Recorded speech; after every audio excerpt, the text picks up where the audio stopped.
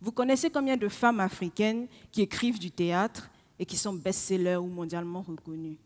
C'est le jeu des questions-réponses. Une femme, écrivain, théâtre. Merci, merci.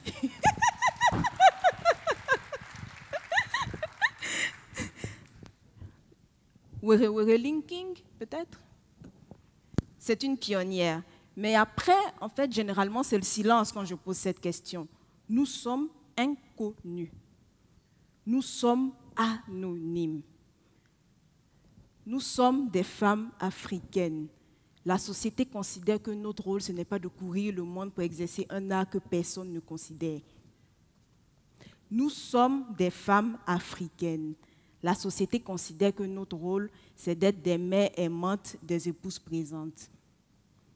Nous pouvons même exercer tous les métiers que nous voulons, sauf du théâtre. Soyons sérieux. Et je me suis vite rendu compte que tous les prix littéraires qui devaient donc récompenser nous, nos auteurs africains, étaient logés en Europe. Ce qui n'est pas une mauvaise chose en soi. Parce que ces prix littéraires, je veux parler par exemple du Grand Prix littéraire d'Afrique noire, du prix des 5 continents, du prix Amadou Kourouma, et j'en passe. Ces prix littéraires-là ont révélé des talents. Ces prix littéraires nous ont permis de mieux connaître nos auteurs africains. Et certains de ces auteurs-là ont eu à occuper de grands postes, des postes ministériels et tout ça, depuis les années 1960. Je veux parler des Seydou Badian Kouyaté et j'en passe, Bernard Dadier, qui ont été révélés par ces prix, donc notamment le Grand Prix littéraire d'Afrique noire. Mais j'étais frustrée parce que je me suis dit, bon, est-ce que ça va continuer jusqu'en 2000, voilà. C'est bien que nos frères et amis européens nous aident à promouvoir nos auteurs africains, mais pourquoi pas nous à partir du continent? On n'était pas à même de créer un prix littéraire aussi important qui partirait de l'Afrique pour les Africains, avec nos sensibilités. On était quand même à même de juger de la valeur intrinsèque des ouvrages.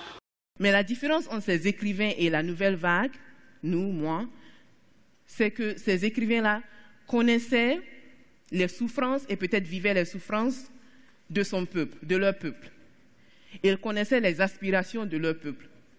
Aujourd'hui, la nouvelle vague d'écrivains africains veut dire qu'elle n'est pas politique, qu'elle ne fait pas de la politique, ou bien qu'elle écrit pour elle-même. Je trouve cela choquant et désolant. Un être humain, et surtout un écrivain africain de surcroît, ne peut affirmer qu'il ne fait pas de la politique, c'est lâche.